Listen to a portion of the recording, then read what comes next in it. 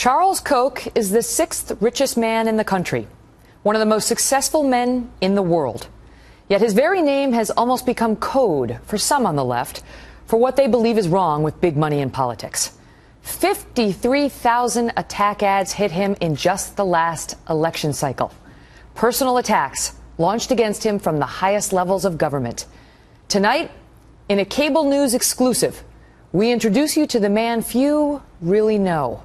We'll tackle the attacks, the myths, his politics, and look at how Charles Koch became a titan of industry whose charitable works go largely unreported.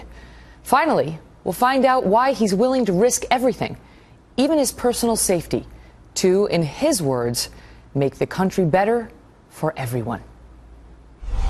Charles Koch, captain of industry, innovator, and some say GOP kingmaker, which has made him a target of the Democrats for years. What is un-American is when shadowy billionaires pour unlimited money into our democracy to rig the system to benefit themselves and the wealthiest 1%. They don't care what anybody says except for themselves and the corporate masters like the Koch brothers. They have one master, and that's money.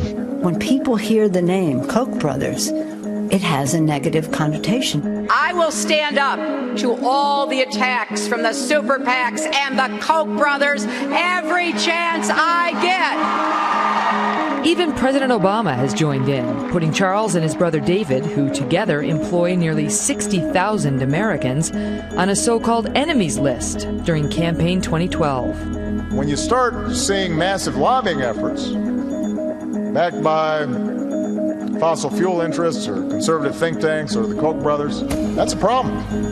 The Koch brothers' sin? They donate to Republicans, and they support fossil fuels, among other forms of energy. They own pipelines and lots of successful products you likely know very well. Koch grew up in Wichita, Kansas, the son of Fred Koch, who struck it rich in the energy business, and who, along with wife Mary, raised 4 sons on the family ranch. Charles married wife Liz 4 decades ago. They've raised 2 children and appear devoted to one another. Charles eventually took over his father's business and grew it into the second largest private firm in America. The company, worth $21 million in 1961, is now worth $100 billion. Charles and David have donated hundreds of millions to help fight cancer, poverty, and to encourage entrepreneurship, in addition to their political donations. So how exactly did Charles Koch, a man demonized by the president, the former Senate Majority Leader, and the House Minority Leader, to name a few, become so feared and so successful? For the first time, he tells us, from his home in Wichita, banged up a little thanks to foot surgery, and wearing a cast decorated by his wife, ready to talk about life, politics, and his new book, Good Prophet. So your book, Good Prophet, reads to me like a love letter to your father. How big of an influence was he on you? Both my parents were a tremendous influence on me, and my father's influence came from that he decided, well, probably before we were born, that, as he put it, I'm not going to have any kids who are country club bums. He worked you. He wanted to instill the work ethic, and because he knew if you don't learn to work, to be more productive, to improve your efficiency, to cooperate with other people at an early age, you may never learn those habits, so you can't make a contribution, you can't be successful. And years later, I asked my father, I said, Pop, why were you so much harder on me than my younger brothers? He said, son, you plumb wore me out. Later, Koch kept up the hard work, landing at the prestigious MIT.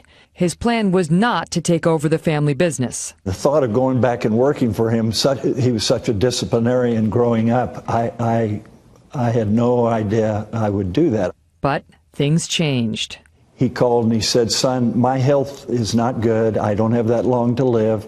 Either you come back to run the company or I'm going to have to sell it. Tell us about the first piece of advice your dad gave you when you took over as CEO. His first words to when I arrived is, is, son, I hope your first deal is a loser. Otherwise, you'll think you're a lot smarter than you are. But he had tremendous values, tremendous integrity, humility, work ethic, and terrific thirst for knowledge. You warn in the book about the trap of overconfidence in a business and a person? Oh, absolutely. Yep. Yeah, hubris, arrogance is just one step ahead of loss of integrity. Because if you think you're better than other people, you know more, then you're going to think, as many leaders have, that the rules don't apply to them. So they lose their integrity. His new book, Good Profit, emphasizes integrity, arguing it's fine to make lots of money, but how you do it matters. You say that you have always prized values over talent in your hiring decisions. Really? Absolutely. I've had the philosophy that John Adams expressed in the kind of system they were trying to create in this country, that this is a system for moral people. It will work for no other. You're telling me some hotshot salesman from New York could come down here, top of his game, and, sure, he may bend the rules here or there, but he is a producer. You wouldn't hire that guy? No, absolutely not. If he's going to bend the rules, we won't have him. And in our interview process, that's what we look for. How? How do you figure out somebody's values, their integrity in a job interview? We put the candidate in different situations. Like we'll have somebody that the candidate doesn't think important, take them down to the cafeteria. We see how the candidate treats that person, how they treats the staff at the cafeteria. And we see how they answer questions. We ask them, gosh, did you have any problems where you worked? Did you make any mistakes? If they say no, oh no, but the company was so screwed up and they wouldn't listen to me. We don't want that. What does the inability to admit mistakes tell you about somebody? They don't have any humility and probably don't have any integrity. Humility in hiring also serves Koch well.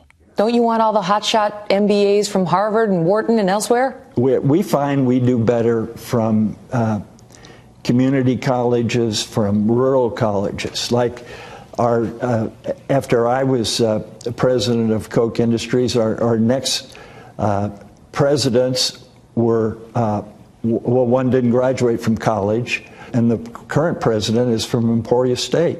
At Koch Industries, even you get evaluated. Is that true? That's true.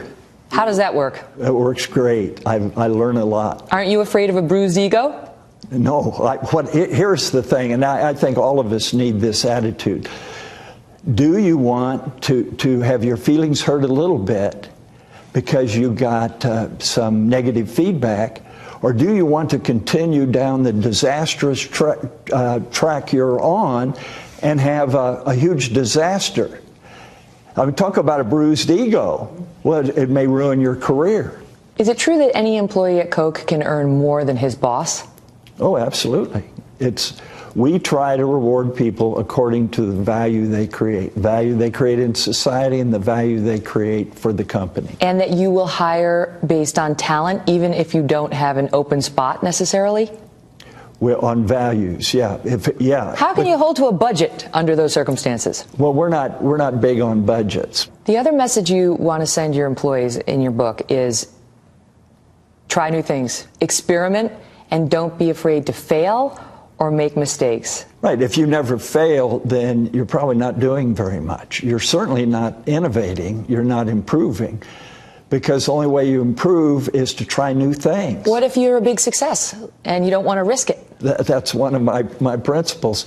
Success is one of the worst enemies of success, because success tends to breed complacency and lack of humility. When companies aren't successful, Koch says Uncle Sam should stay out of it, dismissing government subsidies, loans, and tariffs as, quote, corporate welfare.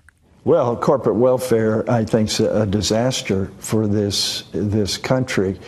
It's crippling our economy.